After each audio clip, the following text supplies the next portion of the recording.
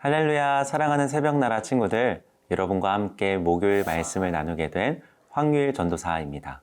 오늘 말씀이 여러분들의 삶을 바꾸는 놀라운 말씀이 되길 축복합니다. 우리는 계속해서 고난주간을 보내고 있죠. 우리를 위해 십자가를 지신 예수님을 깊이 묵상하고 있습니다. 여러분들에게 십자가는 어떤 의미인가요? 우리를 위해 죽기까지 사랑하신 예수님 앞에서 나는 어떤 삶을 살아가고 있을까요? 오늘 말씀을 통해 우리의 모습을 솔직하게 내려놓고 주님을 온전히 따르기로 결단하는 시간이 되길 축복합니다. 오늘 말씀의 제목은 예수님 앞에서 나는입니다. 오늘의 말씀은 마태복음 27장 15절에서 26절입니다. 명절이 되면 무리가 원하는 죄수 하나를 총독이 풀어주는 관례가 있었습니다. 그때 바라바라는 악명 높은 죄수가 있었습니다. 그러므로 빌라도는 모여든 군중에게 물었습니다. 내가 너희에게 누구를 도와주었으면 좋겠느냐? 바라바냐 아니면 그리스도라고 하는 예수냐? 빌라도는 그들이 예수를 시기에 자기에게 넘겨준 사실을 알고 있었습니다. 빌라도가 재판석에 앉아 있을 때 그의 아내가 이런 전가를 보내왔습니다. 당신은 그 의로운 사람에게 상관하지 마세요. 어제 꿈에 제가 그 사람 때문에 몹시 괴로웠어요. 그러나 대제사장들과 장로들은 무리를 선동해 바라바는 풀어주고 예수는 죽이라고 요구하게 했습니다. 총독이 그들에게 말했습니다. 두 사람 가운데 누구를 놓아주기 바라느냐? 무리들은 바라바라고 대답했습니다. 그러면 그리스도라 하는 예수는 내가 어떻게 하면 좋겠느냐? 하고 빌라도가 물었습니다. 그러자 그들이 모두 대답했습니다. 십자가에 못 박으시오. 빌라도가 물었습니다. 도대체 그가 무슨 악한 일을 했다고 그러느냐? 그러나 그들은 더 큰 소리로 십자가에 못 박으시오 하고 외쳤습니다. 빌라도가 자기로서는 어쩔 방도가 없다는 것과 또 폭동이 일어나려는 것을 보고 물을 가져다가 무리들 앞에서 손을 씻으며 말했습니다. 나는 이 사람의 피에 대해 아무 죄가 없다.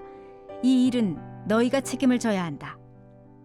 그러자 모든 백성들이 일제히 대답했습니다. 그 피에 대한 책임은 우리와 우리 자손들에게 돌리시오.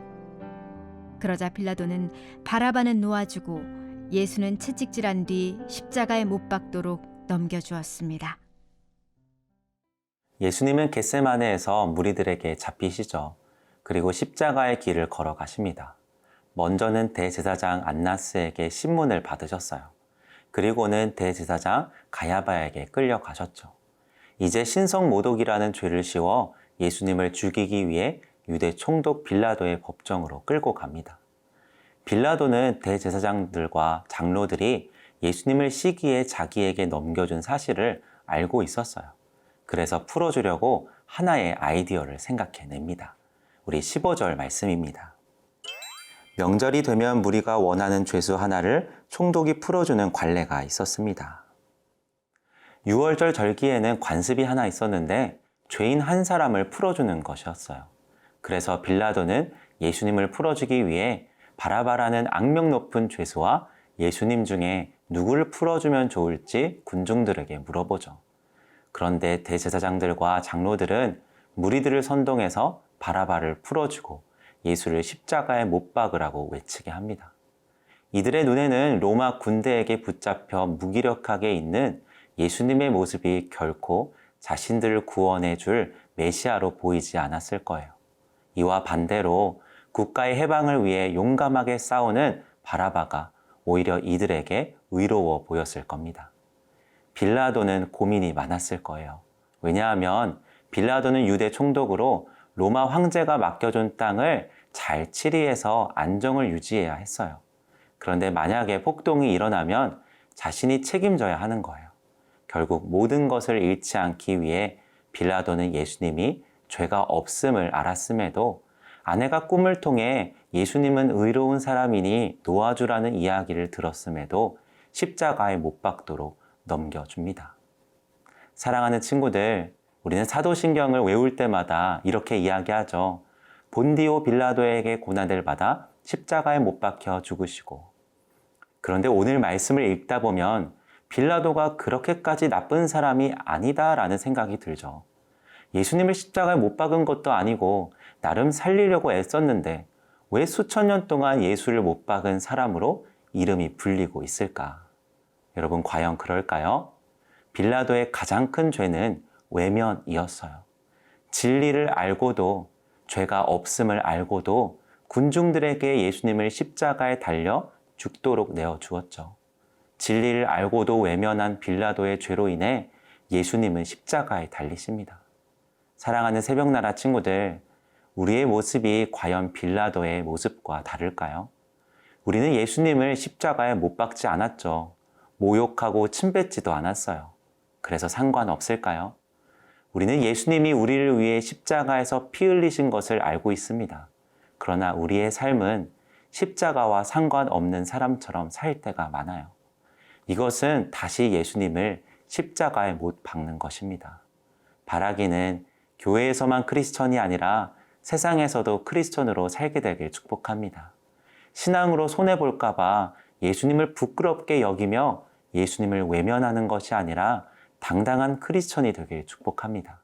고난주간을 보내고 있는 지금 죄인인 나를 살리시기 위해 십자가에 달리신 예수님을 외면하는 것이 아니라 우리 마음에 깊이 새기게 되길 축복합니다.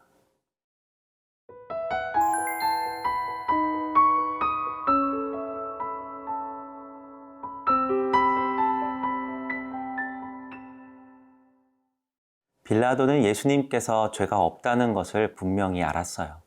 십자가 형벌을 받아야 할 아무런 죄도 없었죠. 그러나 어리석게도 큰 소리를 외치며 무리들 앞에서 빌라도는 역사에 남을 결정을 내립니다.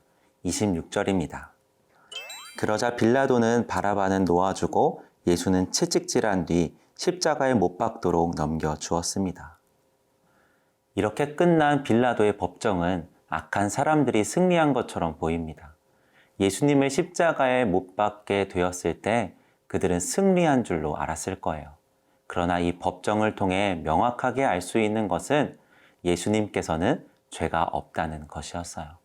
재판의 모든 과정은 예수님이 죄가 없다는 것을 드러내고 있기 때문이죠. 우리를 위해 죄 없으신 분이 죽으셔야 함을 우리에게 드러내고 있는 거예요. 우리를 위해 예수님은 스스로 유월절 어린 양이 되십니다. 그리고 우리에게 새 생명을 주시죠.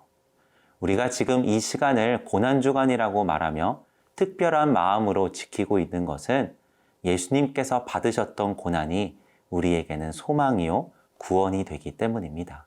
그래서 우리는 예수님의 십자가 고난을 잊을 수 없는 거예요. 사랑하는 새벽나라 친구들, 예수님께서 우리 때문에 고난 받으심으로 얻은 구원을 대신 죽으심으로 받은 그 은혜를 날마다 감사하며 살게 되길 축복합니다. 우리가 얻은 이 영원한 생명이 예수님의 십자가로부터 시작된 생명이며 예수님의 죽으심으로 얻게 된 것임을 잊지 않게 되길 축복합니다. 이것을 알고 사는 사람만이 구원의 감격 가운데 살아갈 수 있는 거예요.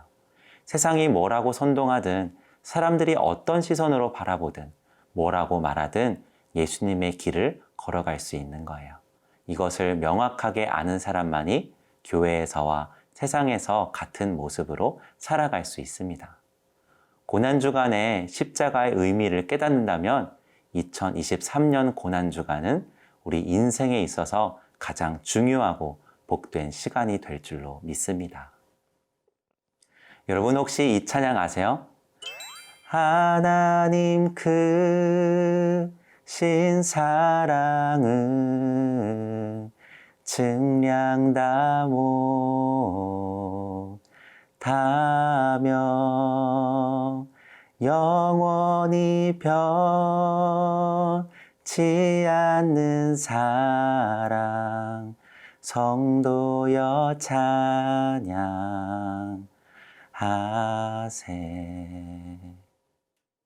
죄인인 우리를 살리시기 위해 직접 십자가를 지신 우리 예수님, 그분의 사랑을 측량하지 못하고 영원히 변하지 않는 사랑입니다. 그 주님께 이 고난주간에 감사와 찬양을 올려드리는 우리 모든 새벽나라 친구들 되길 축복합니다. 오늘도 여러분들의 하루를 진심으로 응원합니다. 사랑하는 하나님, 죄인인 나를 살리기 위해 십자가를 지신 예수님을 외면하지 않겠습니다. 영원한 생명을 주신 은혜를 날마다 감사하며 살게 해주세요. 우리를 위해 십자가를 지신 예수님의 이름으로 기도드립니다. 아멘.